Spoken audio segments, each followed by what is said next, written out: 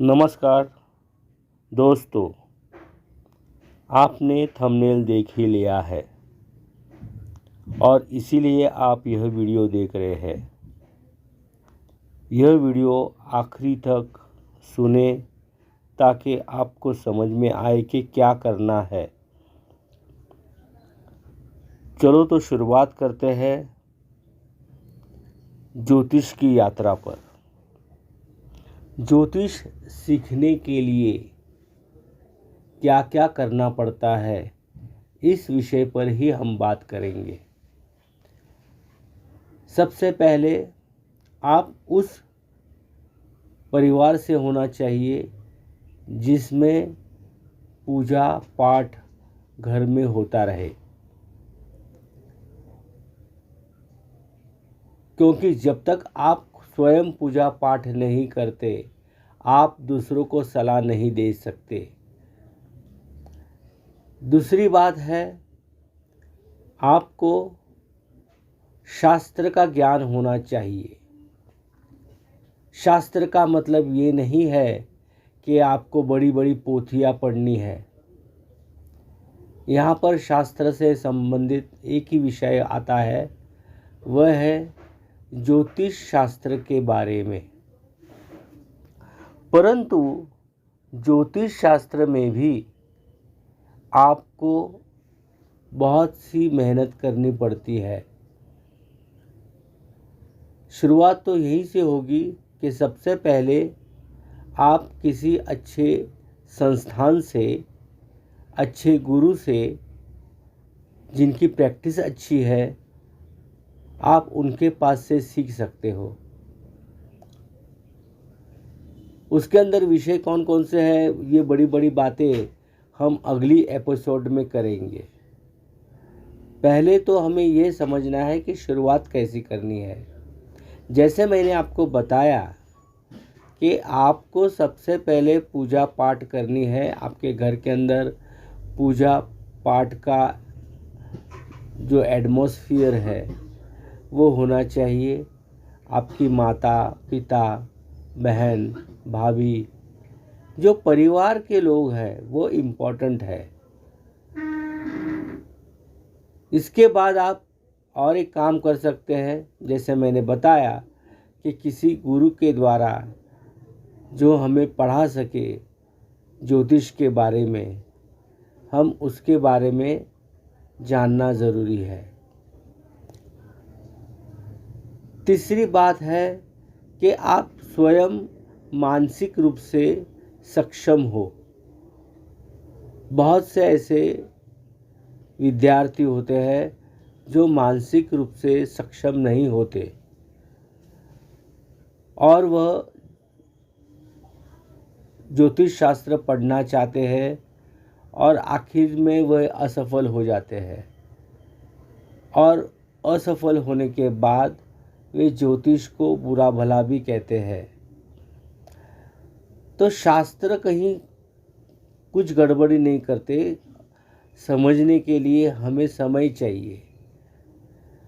और एक बात है कि यदि आप ज्योतिष शास्त्र सीखना चाहते हो तो सबसे पहले ये ध्यान रखें कि आपको समय देना पड़ेगा।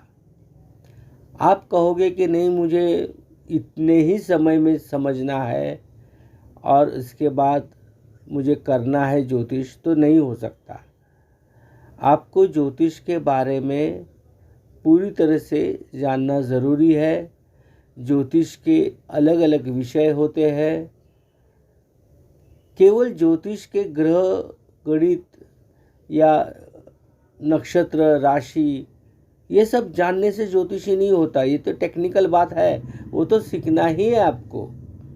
लेकिन आपको समाज के साथ अपना समन्वय कैसे करें ये भी समझना होगा। समाज के हर वर्ग के बारे में आपको जानना होगा। समाज में रीति और कुरीति, इसके बारे में भी जानना होगा।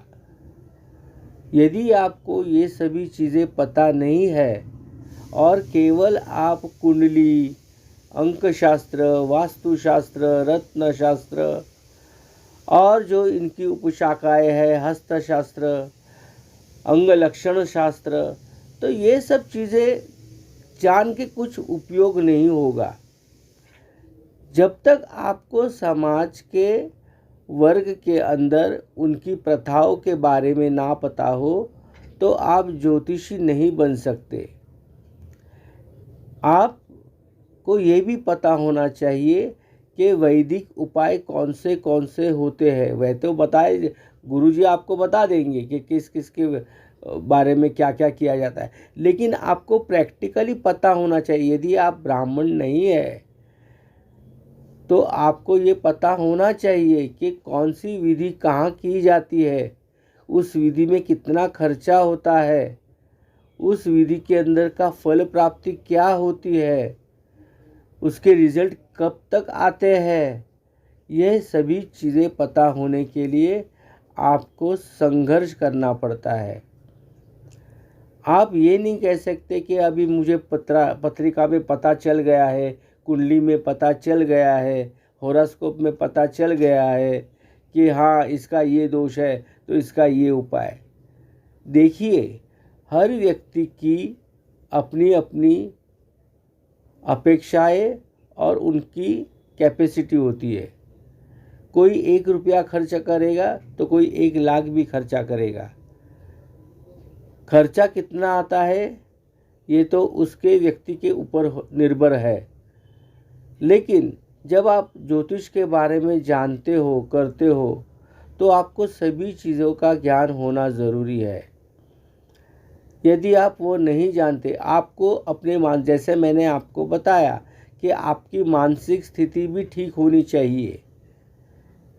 यदि ज्योतिषी मानसिक रूप से सक्षम नहीं होगा तो वह दूसरों के बारे में जो भी कल्पनाएं या तर्क करता है उसे वो अपने ज़िंदगी में नहीं उतार सकता, और अगर ऐसा हुआ तो फिर उसके प्रिडिक्शन भी गलत होते हैं। ज्योतिष शास्त्र गलत नहीं है, ज्योतिष शास्त्र को समझने वाले गलत हो जाते हैं, लेकिन नाम बदनाम जो होता है वो ज्योतिष शास्त्र के ऊपर आता है। एक याद रखिए, इसे पराविज्ञान कहते हैं। यह भौतिक शास्त्र नहीं है कि आपको दिखाया जाएगा सभी चीज़ें। यहाँ पर तर्क लगता है और इस तर्क के द्वारा ही हमें उसके फलादेश किए जाते हैं। जितना ज्योतिषी प्रगाढ़ विद्वान का मतलब अनुभवी विद्वान होगा, उतना ही वह अच्छे से सामने वाले को मार्गदर्शन कर सकता है, सलाह दे सकता है। इसीलिए यदि आपको ज्योतिष शास्त्र की शुरुआत करनी है तो सबसे पहले आपको खुद को एक धार्मिकता आनी ज़रूरी है। आप में वो धार्मिकता कितनी प्रगाढ़ होगी वो विषय नहीं है, लेकिन जब आपके पास कोई व्यक्ति आता है तो आपके ऊपर वो विश्वास रखकर आपको सभी बातें बताता है, और जब वो बातें बताता है तो हमें उसी प्रकार से सोचना पड़ता है। यदि कोई करोड़पति है तो करोड़पति की जैसे ही बातें करेगा, लेकिन यदि वो दिहाड़ी काम करता है तो उसी प्रकार से वो बातें करेगा। तो आपको वह लेवल भी पता होना चाहिए। ज्योतिष केवल श्रीमंत या पैसे वालों का नहीं है, वो गरीबों का भी उतना ही हक है जितना वो करोड़पति का है। तो आपको ये समझना ज़रूरी है कि आप किस प्रकार से उनको मार्गदर्शन करेंगे। अब ये बात अलग है कि आप उसके पास से कितना चार्ज करोगे, वो आपके ऊपर है। आप पैसा लो ना लो यह बात अलग है, लेकिन हमारे शास्त्र में तो कहा गया है कि यदि कोई यजमान आता है हार फूल नारियल लेके, तो भी उसका स्वागत किया जाए और उसे बताया जाए। लेकिन आज के टाइम पर एक प्रोफेशनल ज्योतिषी होने के लिए आपको धन भी कमाना पड़ता है, घर भी देखना पड़ता है, तो आप अपना चार्ज लगा सकते हो और वो हिसाब से आप उनको मार्गदर्शन सलाह दे सकते हो। यदि मेरा अगला वीडियो देखना है जो मैं एक एक स्टेप बाय स्टेप ज्योतिष के बारे में बता रहा हूँ, तो वो हिसाब से आप मुझसे जुड़े, मेरा ये वीडियो देखें, लाइक करें, सब्सक्राइब करें और शेयर भी करें, ताकि जिन्हें जिन्हें ज्योतिष के अंदर मार्गदर्शन चाहिए, जिन्हें ज्योतिष में पढ़ाई करनी है, आगे बढ़ना है, तो वो हिसाब से मैं आपके लिए वह वीडियो बनाकर दे दूँगा। जय श्री राम।